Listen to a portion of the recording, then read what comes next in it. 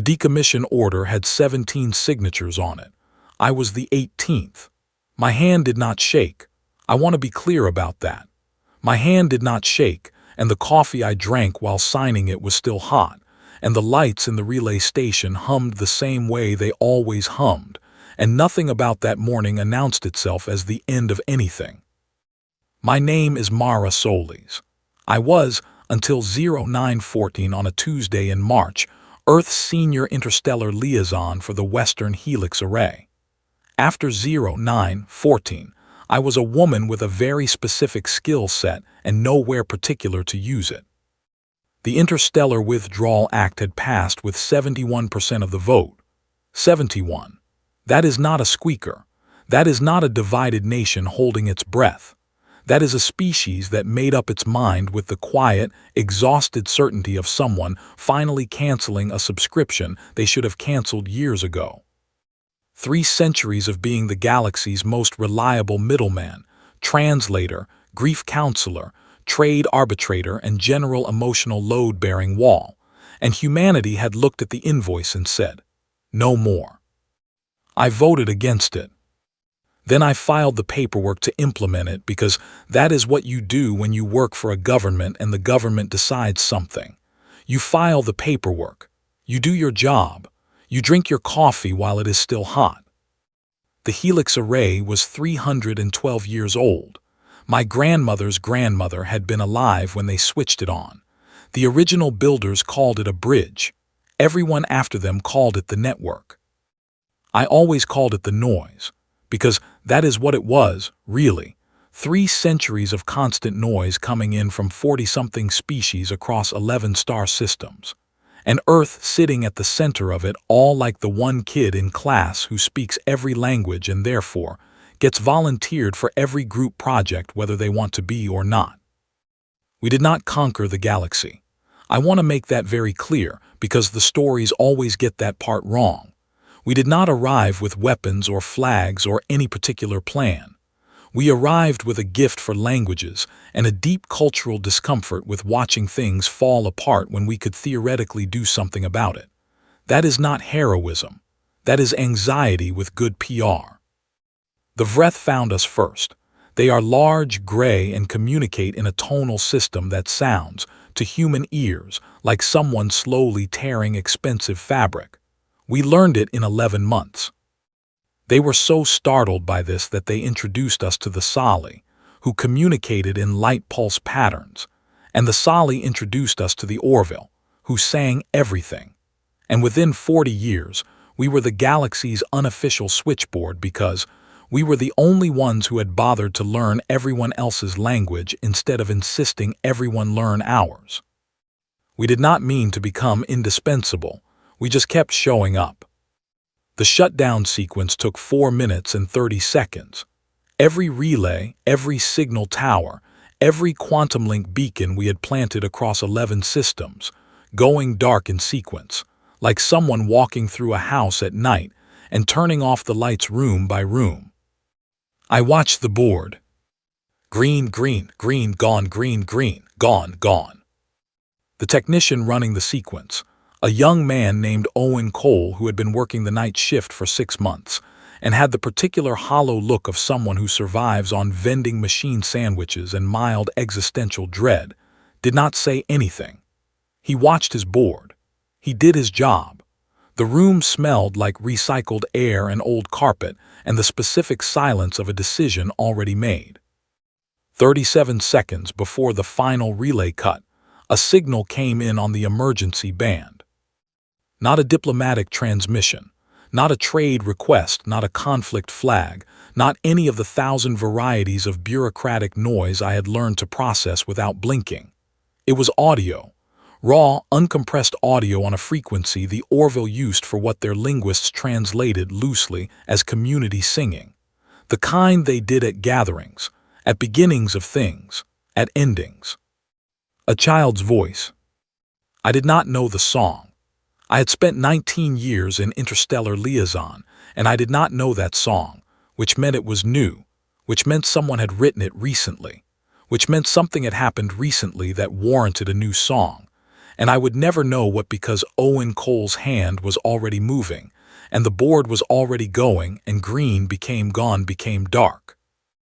I filed the shutdown confirmation at 0921. I poured a second cup of coffee. I stood at the window of the relay station and looked at the disarray on the hillside outside. 300 meters of beautiful, expensive, now useless engineering pointing at a sky that was no longer listening. The morning was clear. A hawk circled somewhere to the left. Owen Cole started quietly eating a granola bar behind me. The quiet was enormous. Not peaceful, enormous. The difference matters. Peaceful quiet is what you feel after a long day when the house finally settles. This was the quiet of a room after a loud argument when everyone has left and the furniture still remembers the shape of the shouting. 3 centuries of signal, gone in 4 minutes 30 seconds. I thought about something my predecessor in this role, a woman named Gloria Adami, had told me on my first day. She had been liaison for 22 years and had the kind of calm that comes from having seen too much to be surprised by any of it. She poured me coffee, same as I was pouring now, and she said, "Mara, the thing you have to understand about this job is that we are not diplomats. Diplomats negotiate. We translate. And translation is not just language. It is the decision every single time about which parts to keep and which parts to soften. We are not a bridge. We are a filter, and the galaxy has no idea." I had been 29. I had thought she was being dramatic. I drank my coffee. The hawk was gone. The emergency band was still open, technically, for another 11 minutes while secondary systems completed their shutdown cycle. 11 minutes of one-way listening, no transmission capability, just a window cracked open while the house closed down. No more signals came in. Or rather, none that registered as signals. There was static. There is always static. But static has texture if you know how to read it, and I had spent 19 years learning to read it. And what I heard in that 11 minutes was the specific texture of a lot of very different voices all beginning to say something at once and finding, for the first time in 300 years, that there was no one on the other end. At 0932 the board went fully dark. Owen Cole crumpled his granola bar wrapper, set it on the console, looked at it, said, "So that's that." "That's that," I said. He nodded. He had the decency not to say anything else. I respected him enormously for it. I picked up my folder. I had 14 more forms to file before noon, 3 debrief sessions scheduled for the afternoon, and a dinner reservation at a restaurant near the station that did a very good lamb dish that I had been looking forward to all week. Life goes on. That is the human specialty, really. Not exploration, not conquest, not even diplomacy. Life goes on. I was almost at the door when I stopped. I turned back to the board. Dark every light, every signal indicator, every relay confirmation. The whole board dark as a sky with no stars, which is a thing I had never seen and never wanted to see and was now looking at directly. The child had been singing. I stood there for a long time. Long enough that Owen Cole stopped pretending to reorganize his console and just sat very still, the way people sit when they are giving someone else room to feel something without making it awkward. I turned away from the board. I walked out. Behind me, the relay station hummed the same way it always hummed. The lights did their job. The coffee went cold on the counter. Somewhere in 11 star systems, 40-something species were waking up to a silence they had never heard before and did not yet have words for. I had words for it. I just did not know yet whether those words were the beginning of something or the end. I would find out. That is the other human specialty, the one nobody ever puts in the history books because it is not dramatic enough. We always find out. We always look. We stand at the dark board and we turn away, and then 3 steps down the hall we stop, and we think about a child singing on a frequency nobody is listening to anymore, and we turn around. Not yet. But we turn around. 8 months of silence is long enough for the galaxy to start bleeding and short enough that most people have not noticed the blood yet. I noticed. It was, by that point, my specific and unofficial and entirely unauthorized job to notice. The intelligence reports were not mine to receive. I want to say that plainly. I had been formally separated from the liaison office at the end of March, handed a certificate of service, a handshake from a deputy undersecretary whose name I have already forgotten, and a very sincere offer to transition into an advisory role that involved writing policy papers and attending conferences and never again doing anything that actually mattered. I had thanked him. I had taken the certificate. I had not taken the advisory role. What I had taken was a small apartment in Madrid, a standing coffee order at the place on the corner that did not ask questions, and a back-channel connection to a man named Felix HFY. Felix had worked signals intelligence for the liaison office for 11 years. He had the kind of face that made people underestimate him, open and easy and quick to smile, and he used it the way a card player uses a bad hand, making everyone comfortable right up until they were not. He was still embedded in what remained of the interstellar monitoring infrastructure, the skeleton crew that watched the dark board and logged the nothing that came across it. Officially, he monitored for anomalies. Unofficially, he forwarded them to me. My kitchen table became a map of the end of the world. Not dramatically. That is the thing about collapse, and I mean real collapse, not the movie kind with explosions and speeches, but the actual kind. The actual kind looks like a spreadsheet. It looks like a list of things that used to work and no longer do, and the list is long and the items are small, and you have to read the whole list before you understand that the small items are not small at all. They are load-bearing, and the structure they were holding up is enormous. I kept a list. I call it that now, the list, because I showed it to people later, and that is the word they used. I had 47 items on it by November. I am going to tell you 12 of them, because 12 is the number it takes before the pattern becomes undeniable.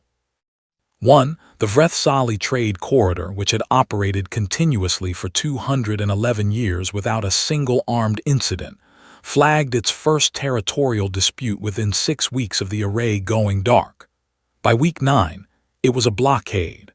By week 14, both sides had moved military assets to the border. 2. The Lorith Consortium, a 7-species economic body that handled resource distribution across 4 systems, missed its quarterly arbitration session because no one could agree on a neutral chair. For 200 years, the neutral chair had always been human. No one had ever thought to designate a backup.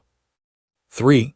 The Pelhari, a species whose communication style requires a third-party mediator present even for internal government decisions, a peculiarity of their social structure that humans had been accommodating for 90 years, held a parliamentary session without a mediator for the first time, and it ended without resolution. The session after that ended without resolution. The one after that did not end at all. 4. 7 separate species sent transmissions to Earth on old frequencies, back channels, emergency bands, anything they could find. Not to beg, not to negotiate, to ask with what Felix described as an unmistakable undercurrent of alarm whether the silence was deliberate, whether we were watching, whether this was something we had planned. I read that one 3 times. They thought we had engineered this. They thought the galaxy's most reliable middleman had, after 300 years, decided to pull the rug and see what happened. They did not believe we had simply left because we were tired. It did not map onto their understanding of us. Honestly, I understood why. We had not in 300 years ever simply left. Someone had always come back. Someone had always picked up the signal. The idea that we had walked away because 71% of us voted to was, from the outside, indistinguishable from a strategy. 5. The Orville Moon, designated Station Vicinity 7 in the old liaison maps, went dark on its primary transmitter. Not destroyed. Dark. Offline. Felix flagged it as low priority. I flagged it as the thing that kept me awake at 3 a.m. looking at my kitchen ceiling. The Orville were not a military species. They were not political players. They were small, arboreal, sang everything, and lived on one moon positioned between two now warring civilizations. They had no weapons. They had no fleet. They had one trade agreement, brokered 14 years ago by a liaison attaché named Daniel Reyes, who had since retired and was, as far as I knew, living in the town of Guadalajara teaching secondary school geography. When the corridor around their moon became contested territory, they had no way to ask anyone for help. They had a transmitter, they used it, nobody answered. 6. A species called the Ven, whose entire legal system was built on a concept that has no English equivalent but translates roughly as witnessed agreement, meaning no contract is valid without a third-party witness. Both sides trust equally, found that their entire commercial and legal infrastructure had quietly seized up.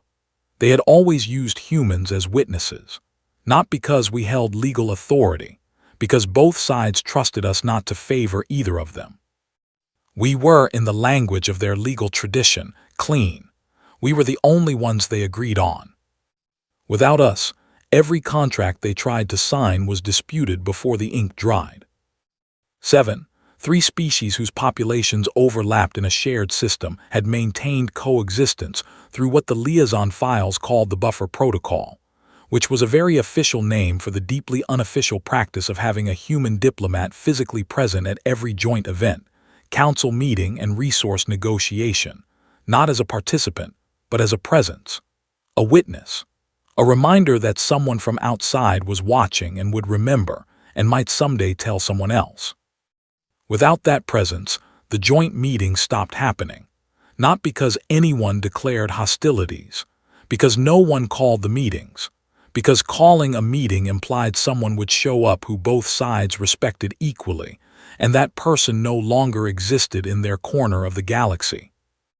8 through 12 I will compress, because the shape of them is the same shape and you have already understood it.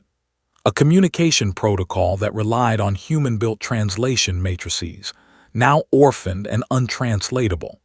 A medical exchange program between 2 species with incompatible biology, brokered and maintained for 60 years by human xenobiologists, now suspended. 2 colonies that had been founded on planets in a disputed system, their continued existence guaranteed by nothing more than a human diplomatic presence that had been formally withdrawn, now unguaranteed. An early warning system for a stellar event that required multi-species coordination to monitor properly, now unmonitored because the coordination had dissolved. And a species, small and quiet and in the middle of everyone else's business, that had been singing on a frequency no one listened to anymore. I stared at my list for a long time. The problem with being a translator, the thing Gloria Adami had understood and had tried to tell me, and that I had only now, sitting at a kitchen table in Madrid with 47 items on a list, finally understood in my body rather than just my head, is that you become invisible in proportion to how well you do your job. When the translation is perfect, no one sees it. The Vreth and the Sali talked to each other and felt they understood each other and never once stopped to consider that a human was standing between them, choosing, every single time, which words to use, which parts to soften, which edges to sand down. We were not a bridge, Gloria was right, we were a filter, and a filter by definition disappears into the thing it is filtering. They did not know what they had until the water came out wrong. Felix sent me a new file at 2 in the morning on a Wednesday in November. He flagged it urgent, which Felix almost never did, because Felix had the intelligence officer's trained instinct for not creating alarm before alarm was warranted. I opened it before I was fully awake. It was an audio file.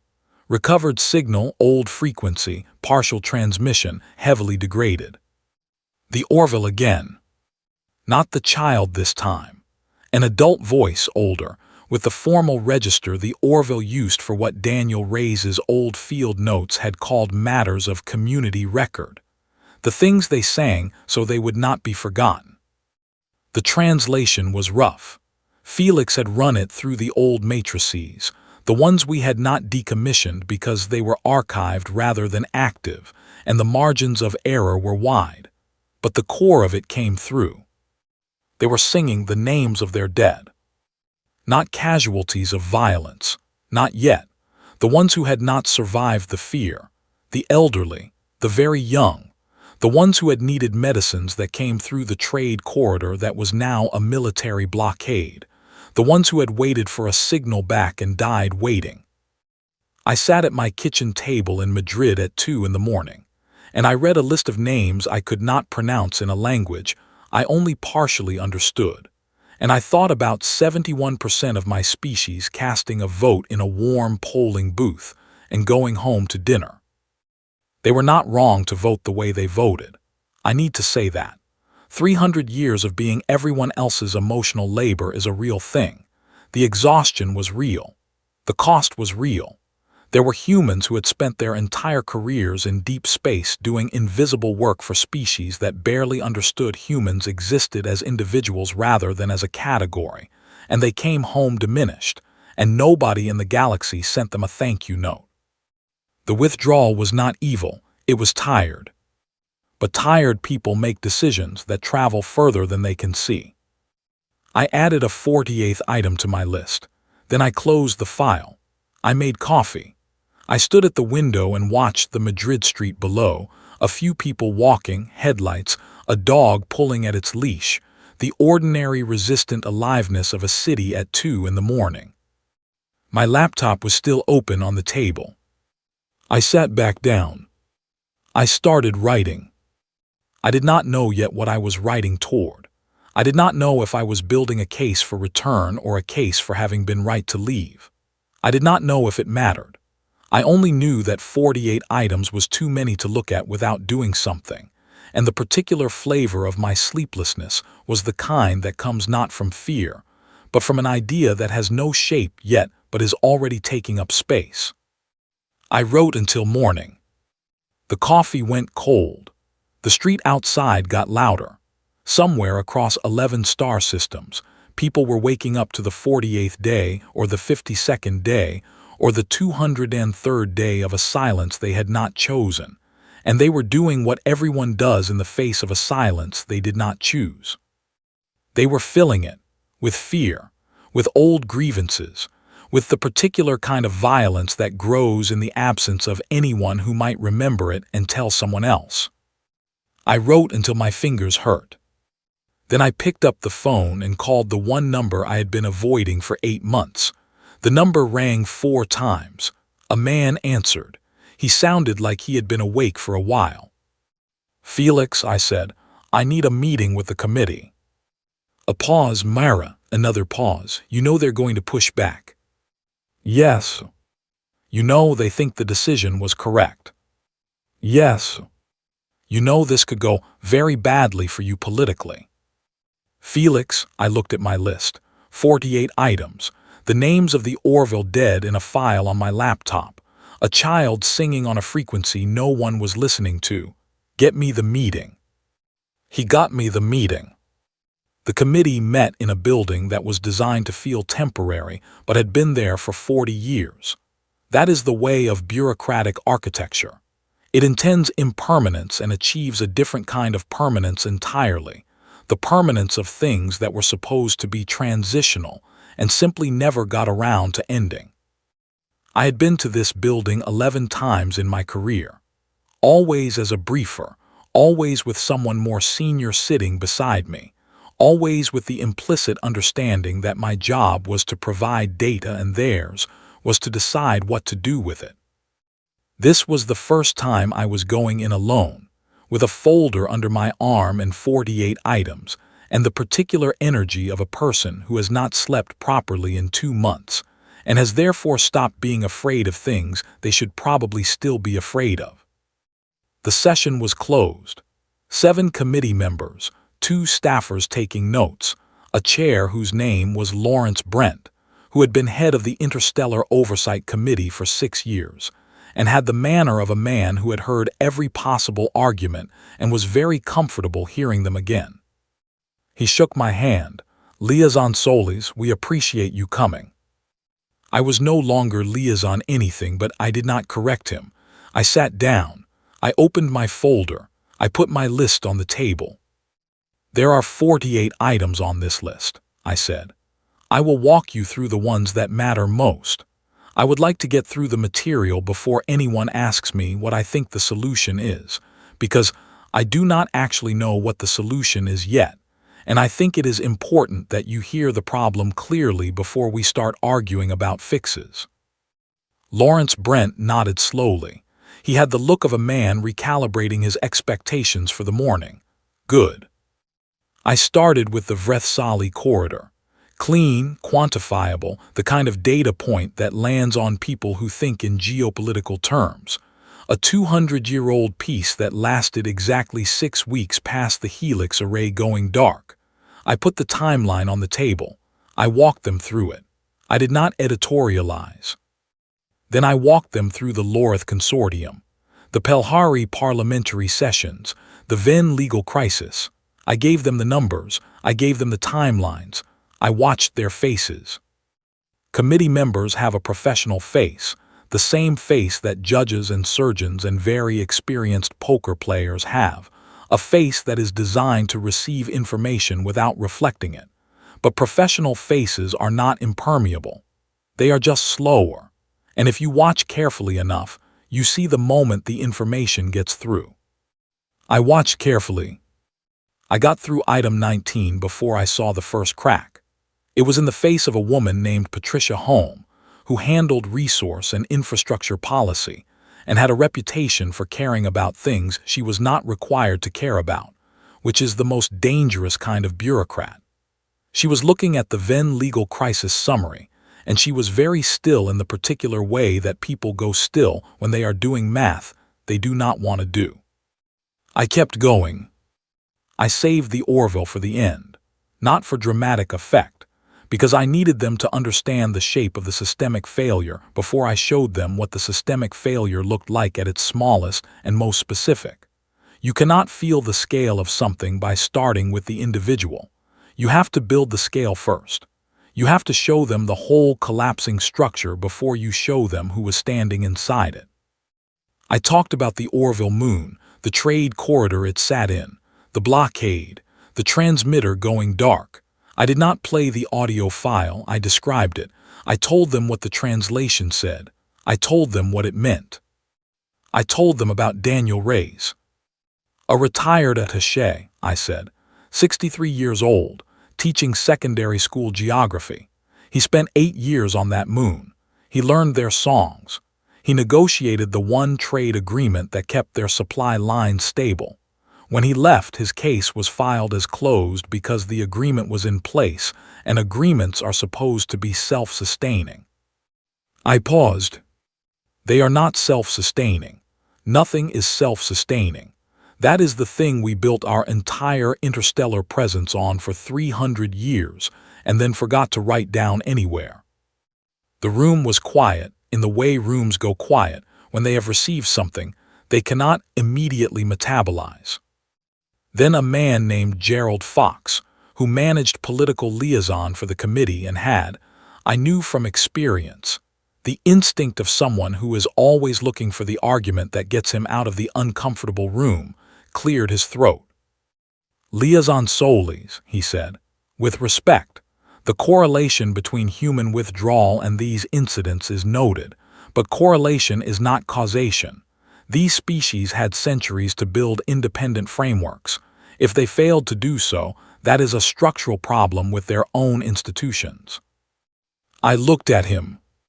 "Yes," I said, "it is." He blinked. He had expected pushback. "Their institutions failed to develop independence because ours kept showing up," I said. "We did not let them fail because we could not tolerate the failure. We kept patching. We kept translating. We kept being the neutral party because we were good at it and because something in us, 3 centuries of something in us, cannot watch a thing break down when we have the tools to fix it. We created the dependency. We maintained it." And then we left without building a replacement for ourselves, because we were too tired to think about what happened after we left. I closed my folder. I am not here to tell you the withdrawal was wrong, I said. The people who voted for it were not wrong about being exhausted. They were not wrong that the cost was too high and had been too high for too long. They were wrong about one thing. I looked at Lawrence Brent. They thought the galaxy would manage. The room was very quiet. Patricia Holmes said, without looking up from her papers, "The Orville, the names of their dead, that was in your file." "Yes." "How many?" It was not a question the way she said it. It was the sentence of someone who already knows the number is going to be hard to hear and is asking anyway because that is what honest people do. I told her. She nodded once. She put her pen down. She picked it back up. Gerald Fox said nothing else for the rest of the session. I walked them through the rest of the list, all 48 items. I did not rush. I did not soften. I had spent 8 months building this case in a kitchen in Madrid at 2 in the morning, and the people in this room had the authority to do something with it, and I was going to make sure they understood every single piece of it before I let them out of their chairs. When I finished, Lawrence Brent said, "What are you proposing?" I told you I do not have a solution yet. You have something. He was right. I had the beginning of something.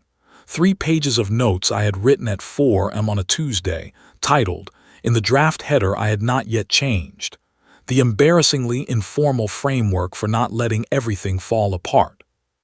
I had not brought those 3 pages to the meeting. They were not ready. I was not ready. I have a direction, I said, not a solution. Then give us the direction. I thought about how to say it.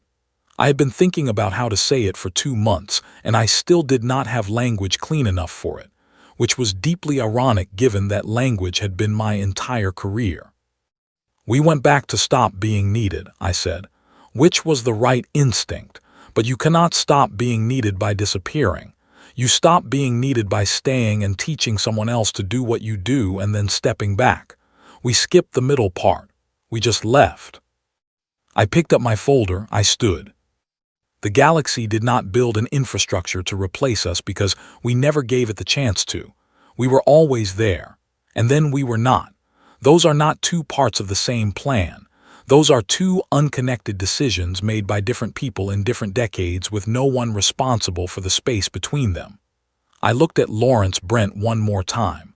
That space is where people are dying. I walked to the door. I will have a formal proposal ready in 3 weeks, I said.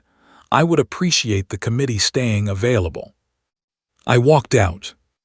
The hallway was long and bright and smelled like the particular institutional cleanliness of buildings where important decisions get made and nobody opens a window. I walked the length of it. I pushed through the door into the outside air. It was a cool day, gray sky. A pigeon was doing something ambitious with a piece of bread near the steps. My phone buzzed. Felix. The message said, "How did it go?" I stood on the steps of a building in a city on a planet that had voted, 71%, to stop being responsible for the galaxy.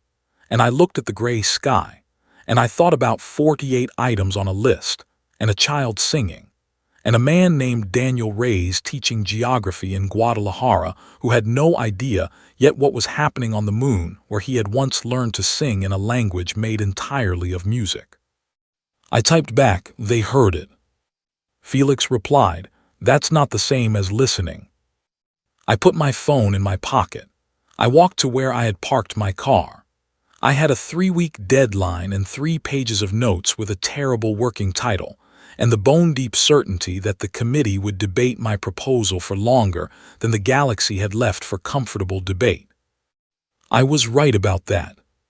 But that is the thing about humans, the thing I had been trying to articulate for 8 months and had not yet found the right sentence for. We hear things. We sit in bright hallways and we go home and we make coffee and we stare at lists. And then, whether or not the committee has finished debating, whether or not the paperwork is approved, Whether or not anyone official has given anyone official permission, we do the next thing. We were already doing it. I just did not know that yet. Nobody announced it. That is the part that the news coverage always gets wrong when they try to reconstruct the timeline afterward.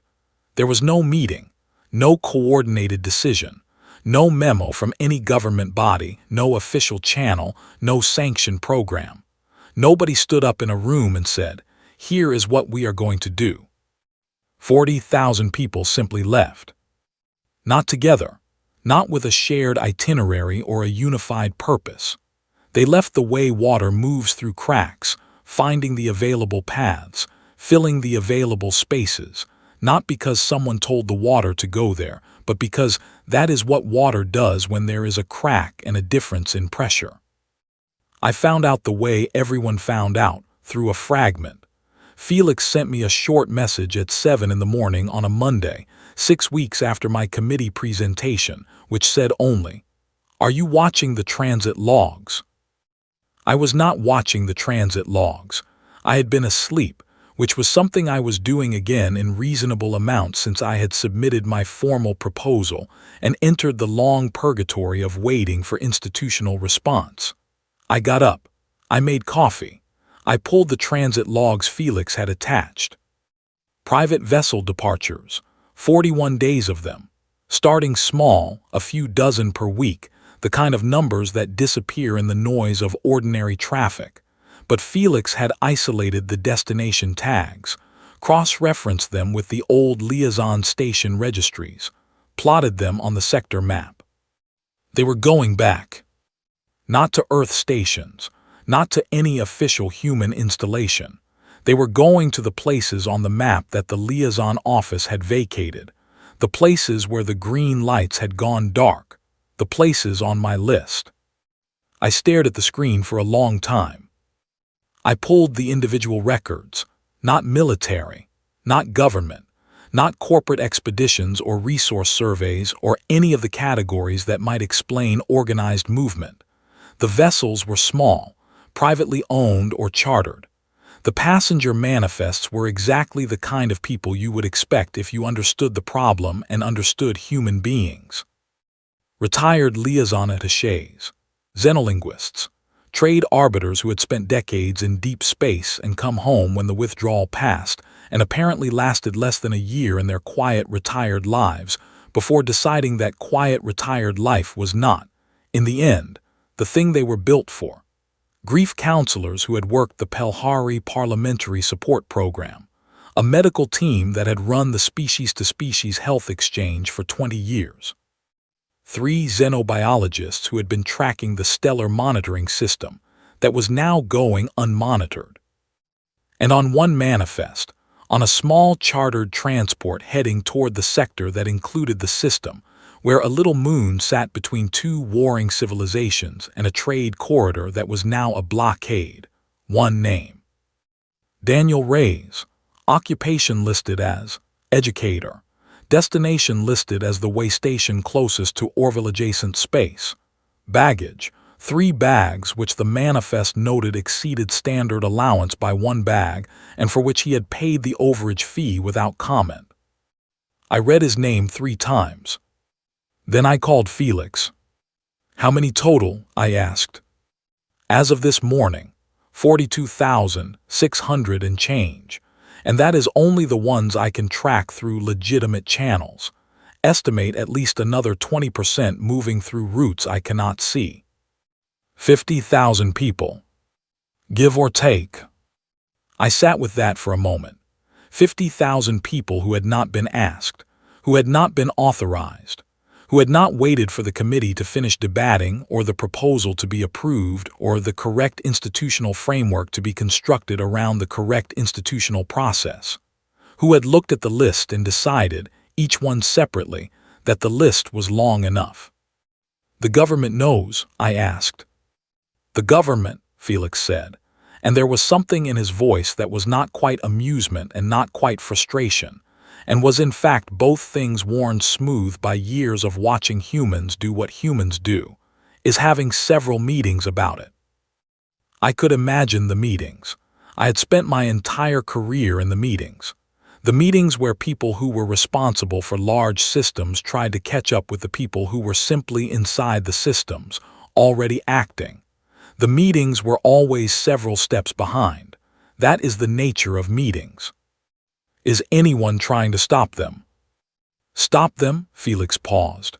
Mara, they are retired translators and grief counselors taking personal vehicles into areas of active diplomatic tension. Nobody has the legal architecture to stop them. Nobody has the moral architecture to stop them. Frankly, nobody has the nerve to try, because the ones who do understand what is happening know that standing up and saying officially, "Do not go, these people are not authorized," would require explaining publicly what they are going back to fix, and that explanation would be its own kind of disaster for the people who approved the withdrawal. He was right. It was simpler to look away from 50,000 people quietly putting 3 bags in a chartered transport. What about the warring civilizations? I asked. The Vreth and the Sali, if civilians are moving into that corridor.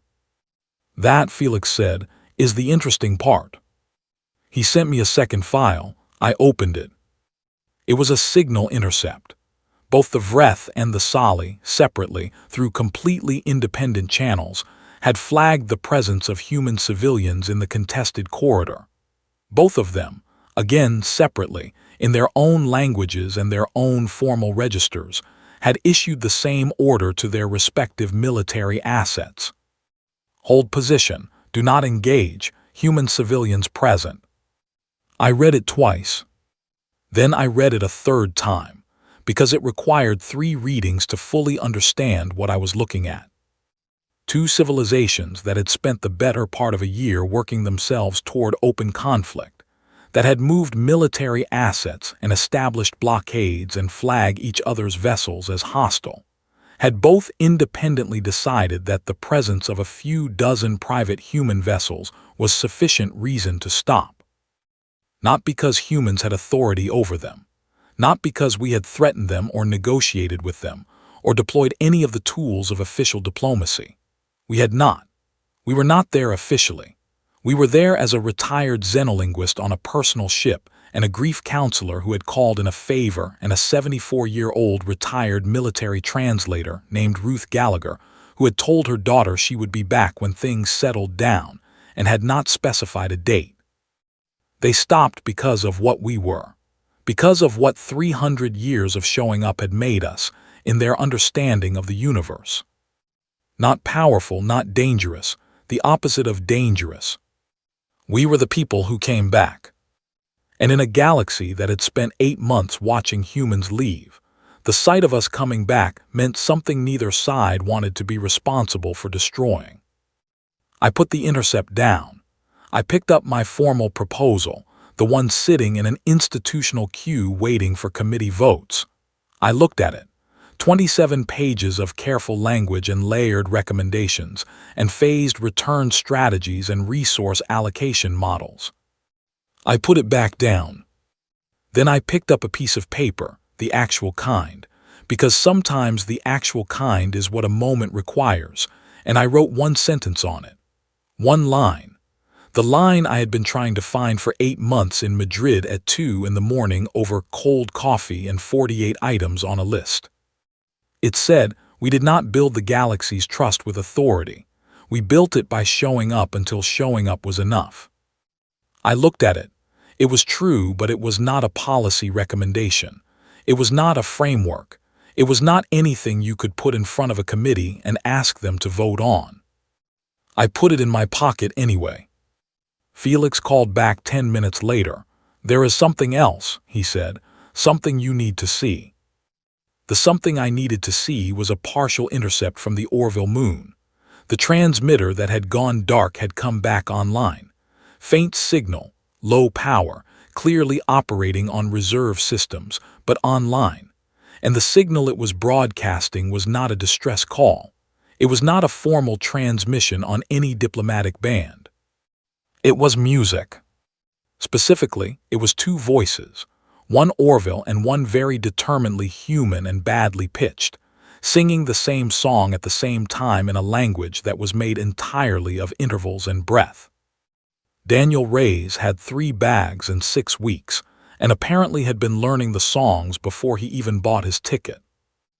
I sat at my kitchen table in Madrid, and I listened to a retired secondary school geography teacher sing badly in a language made of music with a child he had not seen in 4 years, on a moon between 2 armies that had agreed to wait, and I felt something that I am not going to name, because naming it makes it smaller than it is. I will tell you this, I finished my formal proposal that day, all 27 pages revised, tightened, clarified. I sent it to Felix to forward to the committee. I changed the title.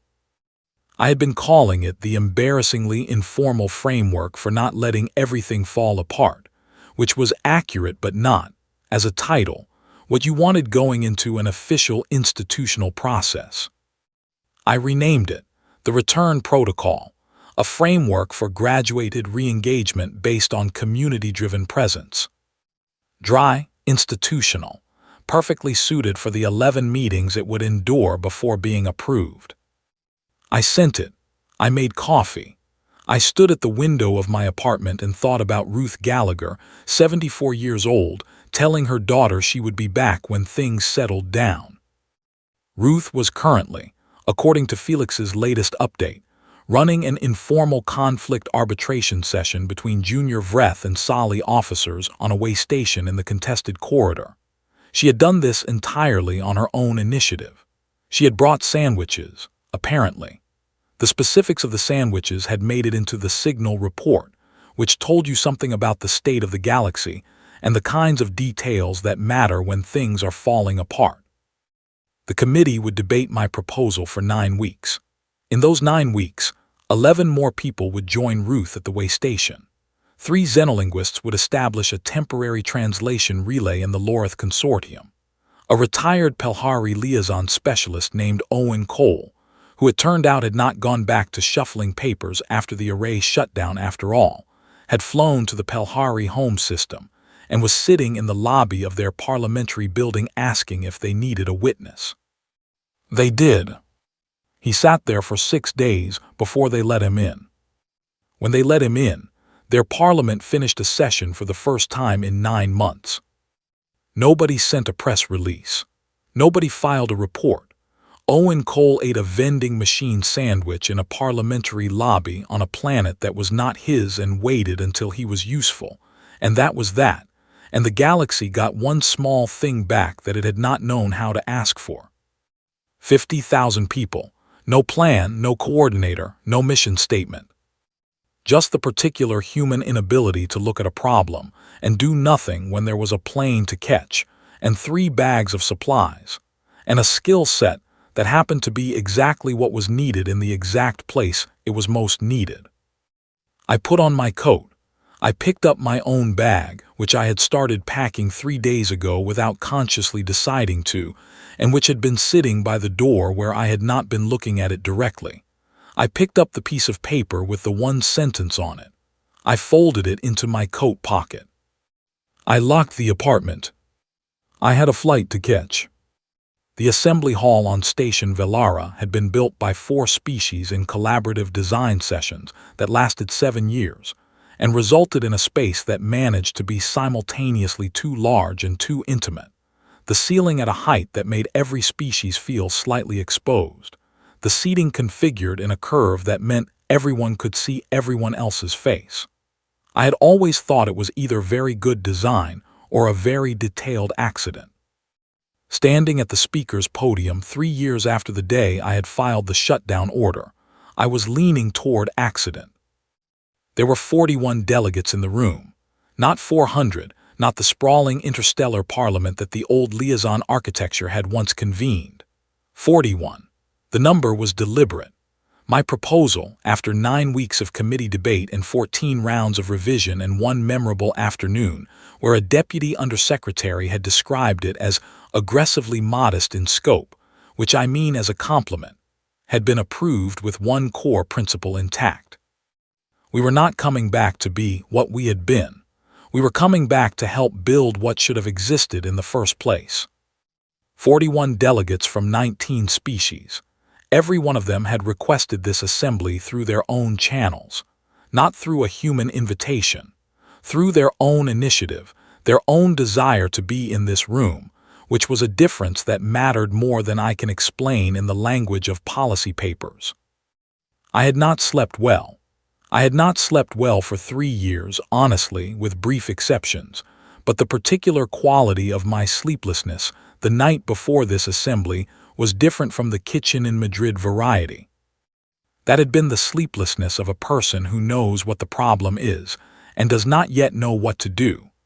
This was the sleeplessness of a person who knows what they are about to say and is not entirely certain the words will hold the weight they need to hold. Lawrence Brent was in the room. He had not needed to be there.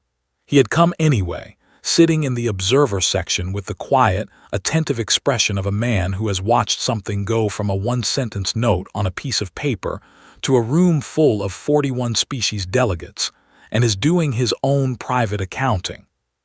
Felix was in the room.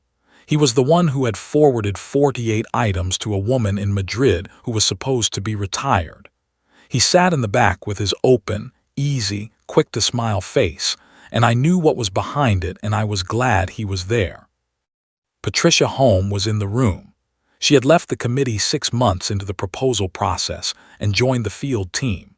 She was currently the informal liaison between the Venn legal system and a team of 3 retired human contract specialists who had been helping the Venn build a new witnessed agreement framework that did not require a human in the room. The framework was almost ready. In another year, Patricia thought, they would not need her anymore.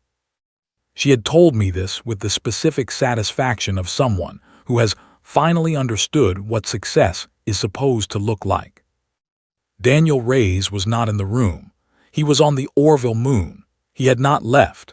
He had kept saying he would come back once things stabilized, and things kept becoming more stable partly because he was there, which created a situation he seemed comfortable with, and his daughter back in Guadalajara seemed philosophical about. He had sent a voice message for the assembly. I had it on my tablet. Ruth Gallagher was not in the room either. She was at the way station in the contested corridor, where she was running her 14th conflict arbitration session between Vreth and Sali officers, and had, by all accounts, become something of a legend on both sides. Her daughter had stopped asking for return dates. She sent care packages. Owen Cole was in the room.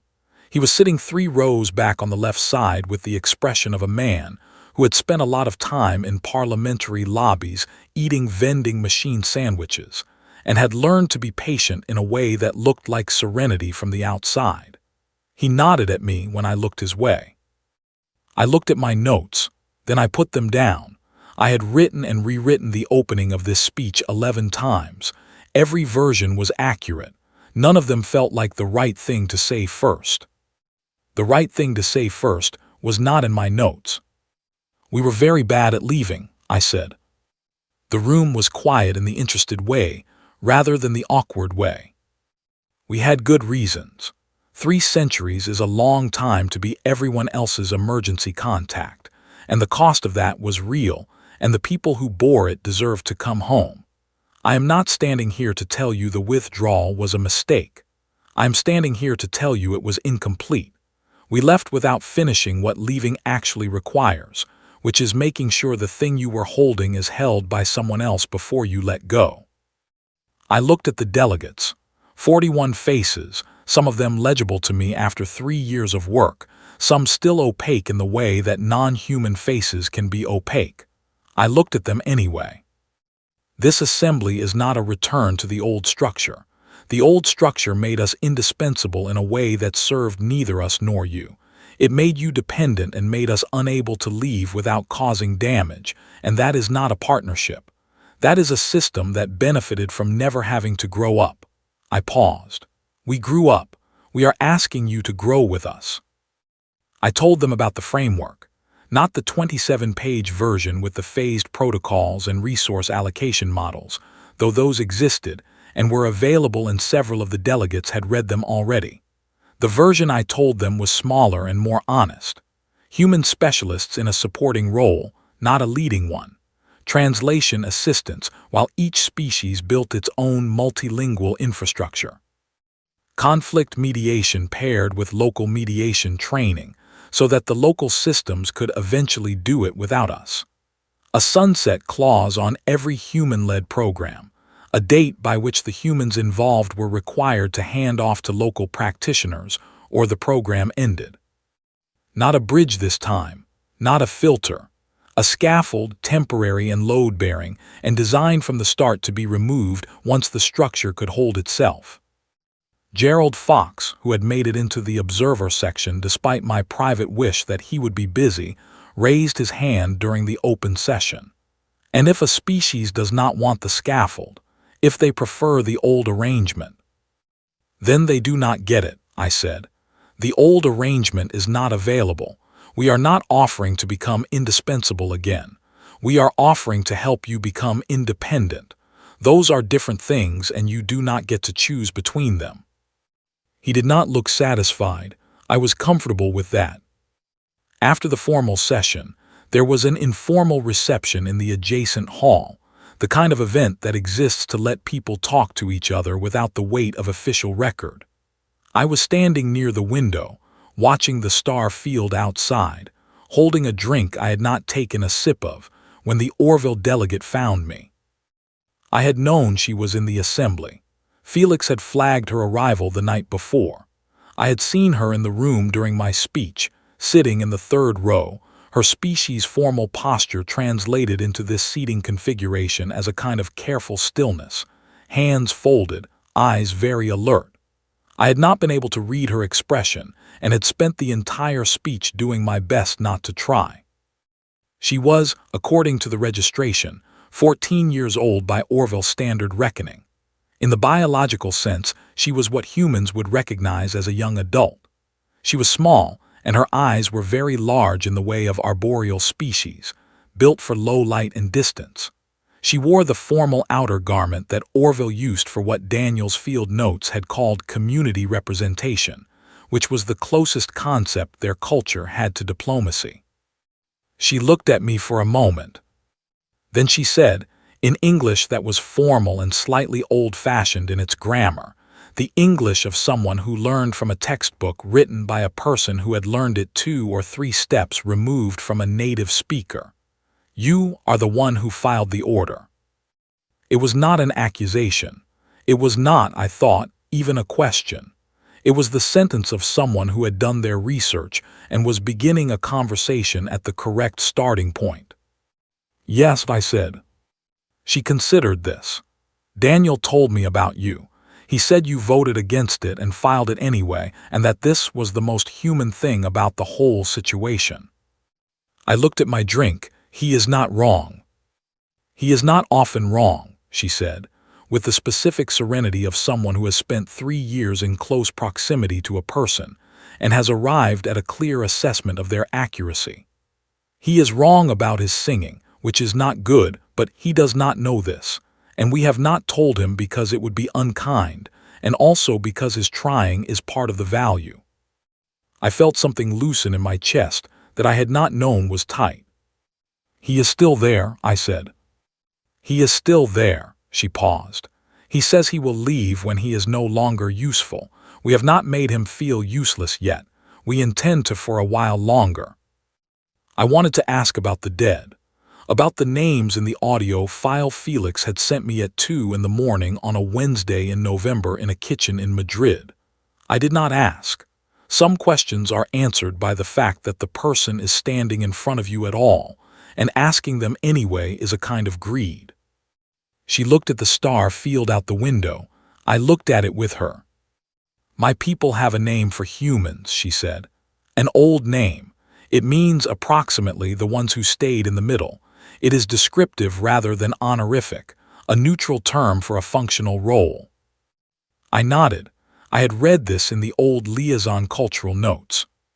We have a newer name, she said. We started using it after the corridor was blocked, after the transmitter went dark, after the months when there was no signal back. I waited. It does not translate directly. The closest approximation in English is the ones who come back. She said it simply, without ceremony, the way you say a fact that has been true long enough to stop needing decoration. I stood at the window of a hall on a station built by 4 species and looked at the stars and thought about a cold kitchen in Madrid and a board going dark and a child singing on a frequency nobody was listening to, and 40,000 people who had not been asked, and a man in Guadalajara who had decided his 3 bags were more important than his retirement, and Ruth Gallagher telling her daughter a timeline that had no end in it. The ones who come back, I said. Yes. She looked at me with her large arboreal eyes and the formal Orville stillness that I was starting to read maybe a little. You did. I thought about 48 items on a list. I thought about the board going dark in 4 minutes 30 seconds. I thought about green and gone and green and gone, and the enormous quiet and the coffee going cold on the counter while a hawk circled somewhere to the left and Owen Cole crinkled a granola bar wrapper and said, "So that's that." I thought about the piece of paper in my coat pocket with 1 sentence on it. I had carried it for 3 years. I took it out. I unfolded it, a little creased now, a little worn at the fold lines, the ink still legible. We did not build the galaxy's trust with authority. We built it by showing up until showing up was enough. I looked at it for a moment, then I folded it back up. We are going to need help, I said to her, not just from your species, from all of them. The framework only works if the people we are building it with actually want to build it. The scaffold only works if the structure wants to hold itself up eventually. We cannot want that for you. You have to want it. She looked at me steadily. We know. Some of the species in that room today are going to find it easier to let us do the work again than to do it themselves. We know that too. We are going to disappoint them. Yes, she was quiet for a moment. Daniel has a phrase he uses when his students want him to give them answers instead of helping them find answers themselves. He says, "I will be here while you learn, but I will not learn for you." That is the Ray's method. He is very proud of it. Is it working with your people? She considered. It is uncomfortable, she said.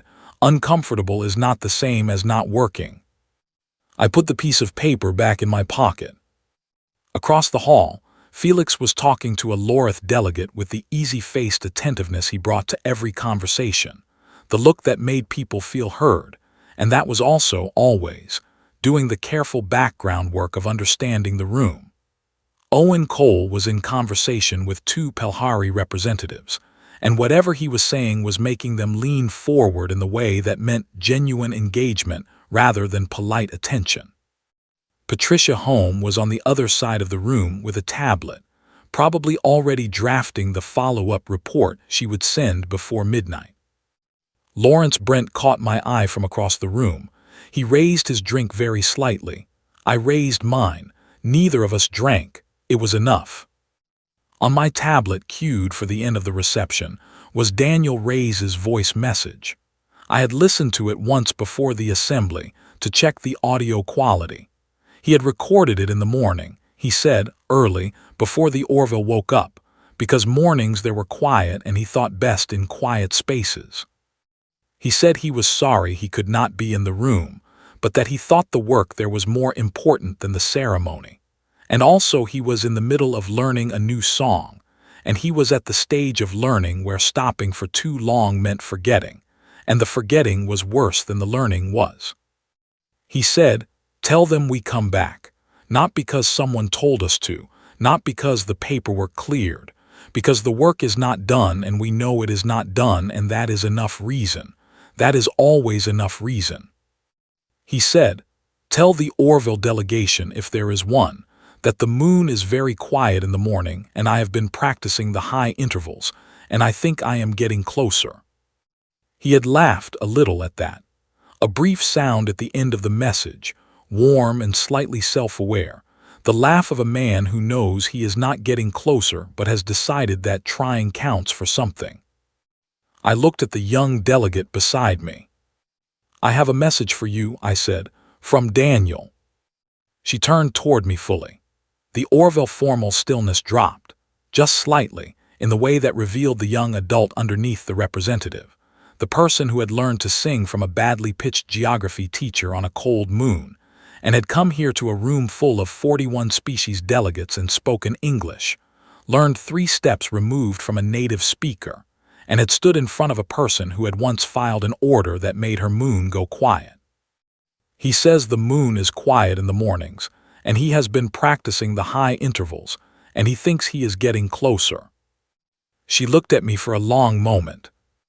Then she said, softly, in the musical register of her language, not the formal one, the one that sounded to human ears like something between a song and a breath, a short phrase that my untrained ear could not hold but that landed anyway, the way music lands before you know what it means. I would have Felix translate it later. It meant, he is not getting closer, but we will not tell him, because his trying is part of the value. I stood at the window of the assembly hall with the star field outside, and the room behind me filling with the sound of 41 species beginning, carefully and imperfectly, to talk to each other without us in the middle, just beside them, just within reach, not a bridge and not a filter but a presence, a habit, an old and stubborn human pattern that turned out to be the best thing we ever accidentally built. We came back. We were always going to come back. Not because the paperwork cleared, not because the vote changed, not because the committee approved the proposal after 9 weeks and 14 revisions and one afternoon where a deputy undersecretary called it aggressively modest. Because somewhere in the galaxy, a transmitter had gone quiet and a child had been singing, and a man had bought a ticket and paid the overage fee on a 3rd bag without comment.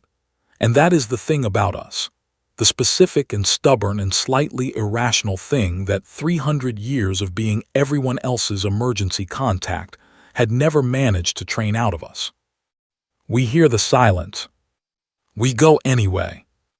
That is the Ray's method. He is very proud of it. It turns out so are we.